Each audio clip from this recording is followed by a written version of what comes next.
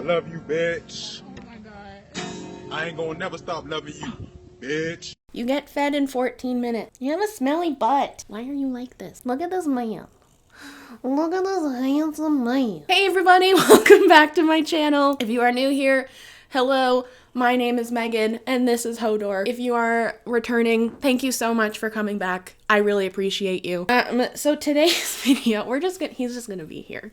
This is just how this is gonna go. So today's video is going just to be a chill, get ready with me video again. I have to film a try on haul and I just wanted to get ready before I did that. And Happy New Year. Happy New Year, happy holidays, whatever you celebrate, happy everything. I hope you all had a really great New Year. And that's kind of what inspired me to make this video, is the fact that it is the New Year. I went home for the holidays and I had a great time. It was truly just like a great reset. I had such a good time hanging out with my family and my parents and my friends that I hadn't seen, some of them in literally like 2.5, 3 years. Like, it was way too long. And yeah, I just had a great time. But going home for me is always like, I posted about this on Instagram, but it's always kind of like bittersweet and causes a lot of reflection. And I just wanted to talk about that, and also my goals and intentions for the new year while I put makeup on my face. So yeah, let's zoom in and get to getting. First of all, I'm trying to get better at saying this in all my videos. If you are not subscribed to the channel, please subscribe. And if you are subscribed, please make sure you are still subscribed, because people have been getting unsubscribed from my channel and it's very sad.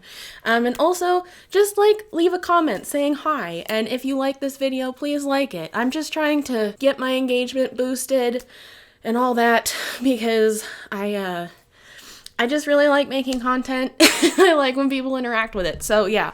Also, petition to bring the top bun, the sock bun back. I had boy short hair when this was trendy, and so I missed out on it, and now I can do it, and I love it. So yeah. Okay, let's get zoomed in and then start putting makeup on our face. All right, let's go. We are up close and personal now. Okay. I'm gonna take my glasses off. Can't see anything. This is very hard. Let me grab something that can serve as a mirror. Oh, I have an idea. I'll be right back. Hold on. One of the things that happened when I went home was I found like all these old eyeshadow palettes of mine, and I don't even really want to know how old they are, but like, they're so pretty. And so I stole them back, and I'm like, I don't know if this is good for me, but I love them. So, and I always stored them really well. So don't take after me in this, but I was really excited to find these palettes. But the mirror on this one is giant, so we're gonna use this. Anyways, so yeah, I went home, and this was my first good trip home in 2 years since I moved to Denver. Because the first time I went home, my alcoholic ex-boyfriend did $3,200 worth of damage to my apartment and caused me to have to come back to Denver early. And then I couldn't go home for Christmas last year for obvious reasons. And then the last time I went home, it was because my grandpa passed away. And so like, I hadn't been home for a fun reason in a very, very long time. And so I was so excited to be home and hang out with the fam bam and my parents. I'm an only child, so my parents, which if you want me to make a video about being an only child, like a virtual big sis talk kind of video, let me know, because I've recently started unpacking that in therapy and the effects of it in therapy, and it really affects you a lot more than you would think it would. So if you want a video on that, let me know. But anyways, I'm an only child, and yeah, so me and my parents are like best friends. And my mom came to visit for my birthday in September, but my dad hadn't come to visit, so I hadn't seen him since February. And my dad and I just have like a super special relationship. Like, he's my best friend. Like, he's my best friend. And so it was cool to hang out with him. My parents are divorced, and so I stayed the first week with my mom and the second week with my dad. They still get along and everything. It's, you know, whatever. So we spent Christmas together and everything, and he would come over if I was at her house, and she would come over when I was at his house and all that stuff. So it was fine. But yeah, it was just super nice to hang out with them and see my friends from like high school and middle school. And yeah, so I'm from a really small town in Michigan too, also. I wanted to kind of sit down and talk about what it's like kind of going back to your hometown, specifically if you lived like one place, as an adult with like a life of their own in a different place, because it made me get really emotional for some reason this time around, specifically when I was staying at my dad's house. Because my dad's house is the house I grew up in. And I slept in my childhood bedroom and my childhood bed, and he's kept a lot of it the same. And so it's just, it's very weird. And I posted about this on Instagram, but I wanted to make it a video too, because I feel like it's a really important message or just thing to talk about. When I went up into my room to go to bed for the first night, I just like looked around, and I like was looking at all the knickknacks on like my bookshelf and my dresser and like all the stuffed animals that I had in my room, and I started crying. And I didn't really know why I had started crying. I just did. And it caused me to get like super reflective and introspective and everything. And I think it's just because that was the room that I literally grew up in. When I say I grew up in this room, I mean literally the day I came home from the hospital up until my parents got divorced and I moved into my mom's apartment because it was closer to my college. That's how long, and I was like 20, 21 at the time. So for the first 21 years of my life, that was my bedroom. Yeah, so I just got like super emotional for whatever reason. And it just made me start thinking about how much shit I went through in that room. And at first, I was thinking of it with like a negative connotation, which is fine. Like, negative thoughts are okay. I don't know who needs to hear this, but it's okay to have bad days, and it's okay to have negative thoughts, just as long as you don't let them consume you. I saw a sign that said no bad days the other day, and I was like, that's not healthy. Anyways, so I was thinking about it really negatively, but then I was like, Megan, you've overcome so much shit that started in this room. You should be really proud of yourself. And I am. And like, it made me think about how much I went through in that room, and mentally, physically, everything. And like, because I have very cool parents, and I could literally talk to my parents about anything.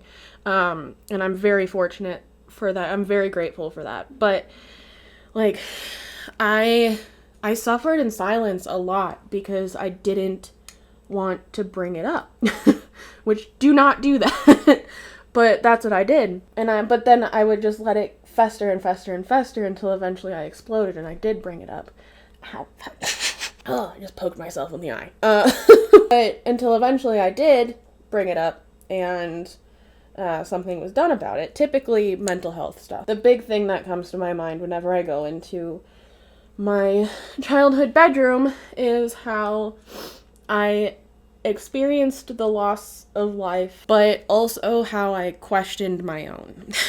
Often. Or not often, but there was a period of time where I thought about that a lot, and like, seriously. Luckily, I had some semblance of whatever it took not to act on anything, but I suffered with those kinds of thoughts a lot in that room.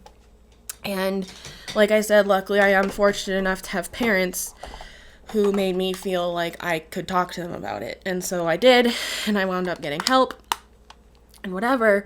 But like, it didn't stop the thoughts from happening.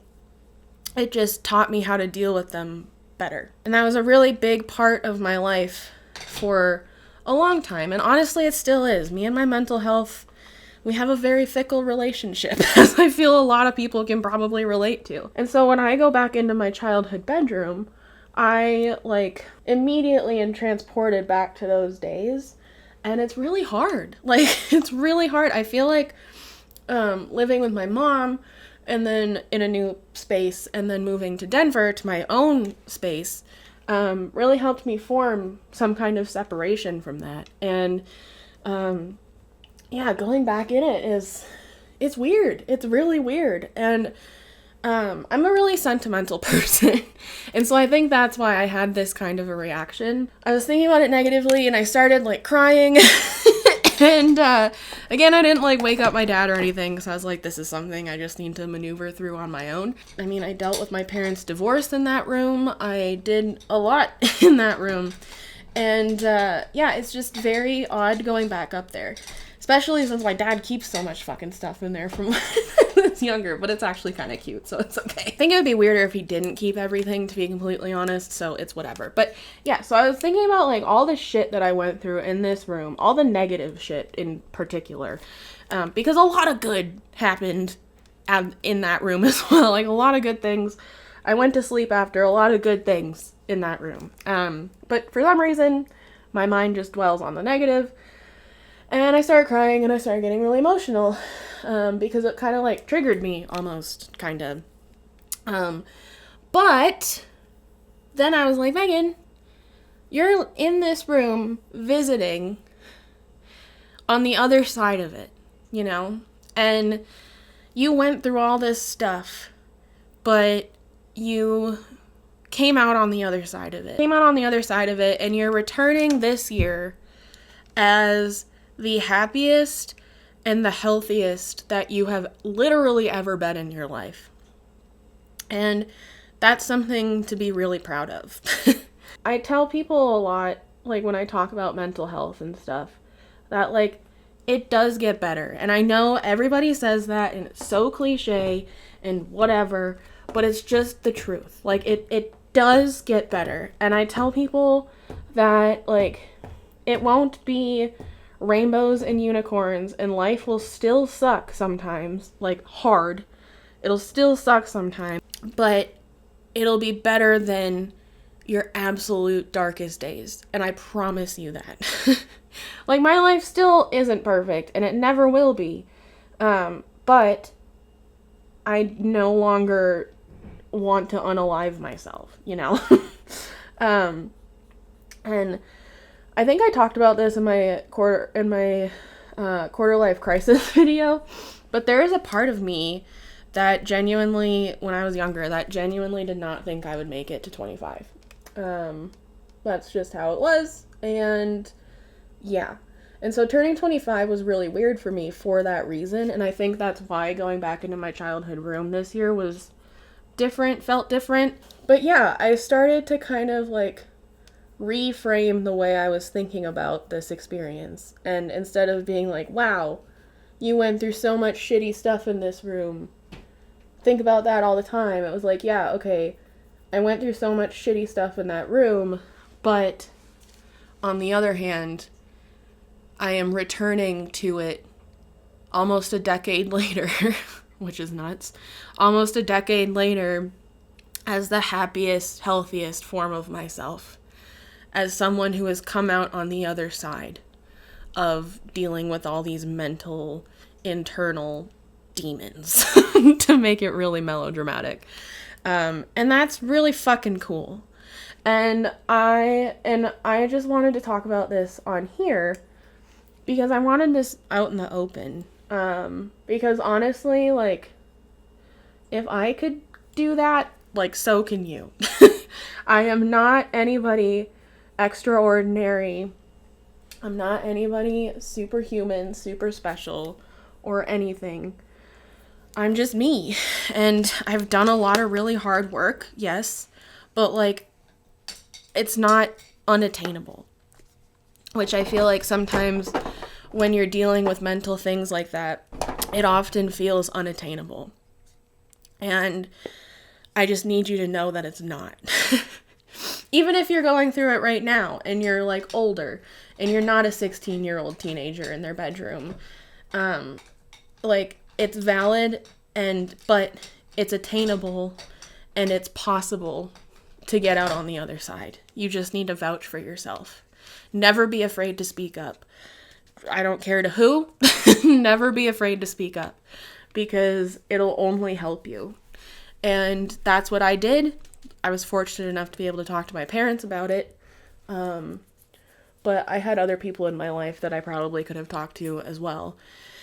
And I'm really happy I chose to live.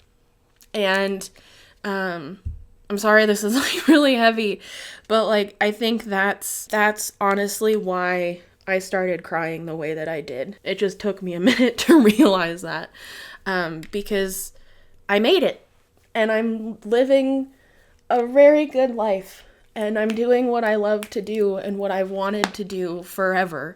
And I did it. And that's really fucking cool.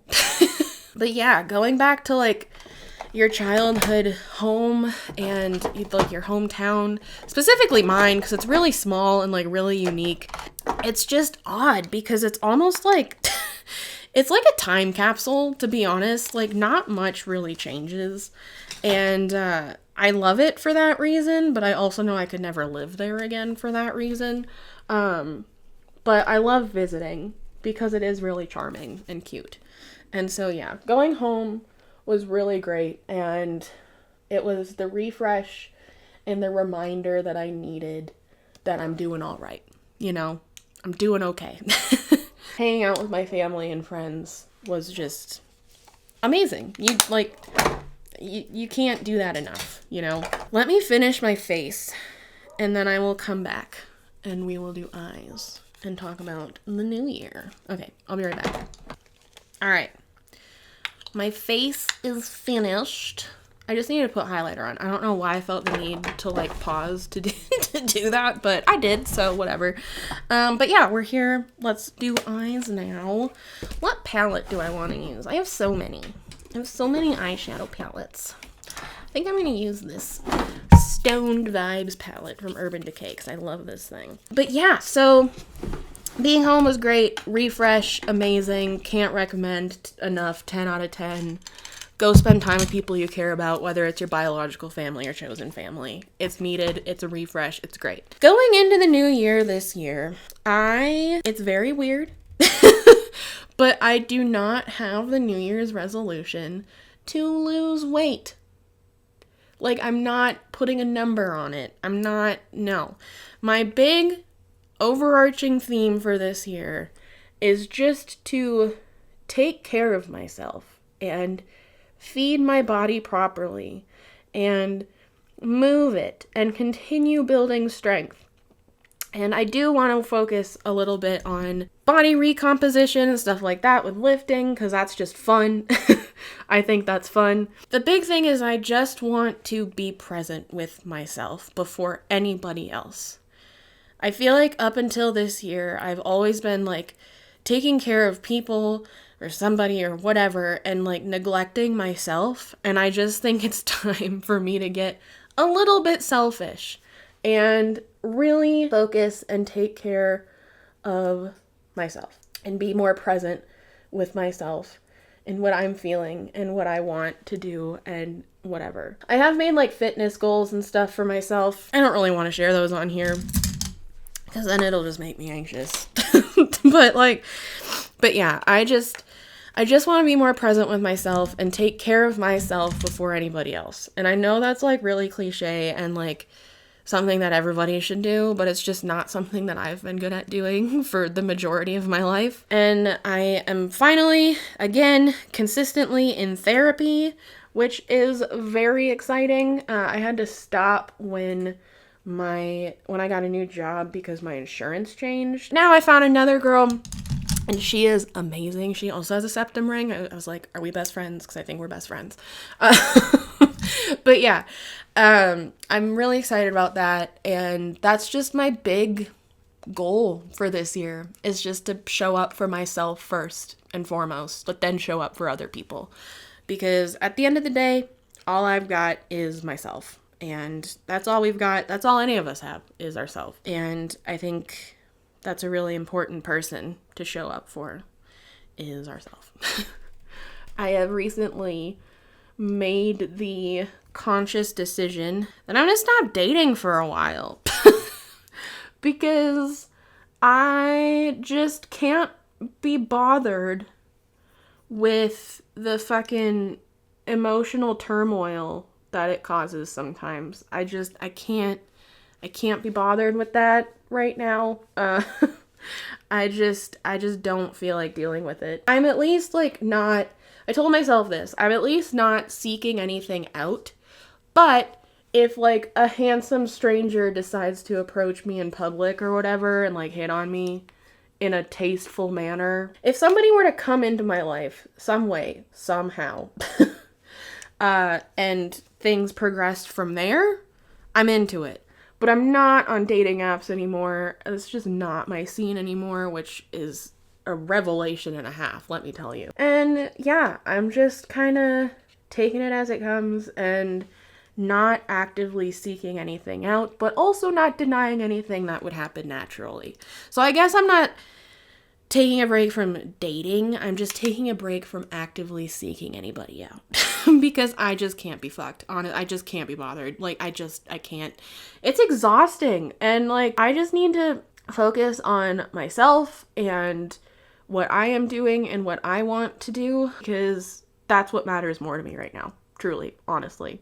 And that's okay. That's a very important place to be at in your life, I think. I have lots of goals for my channel this year and my Etsy store and all that kind of stuff, side things. But yeah, that's like the big thing that I'm focusing on this year. And my goal, I guess, is just to be more present with myself, to re-fall in love with myself, which I've already been working on, but just to keep doing it even more because you can't do it enough.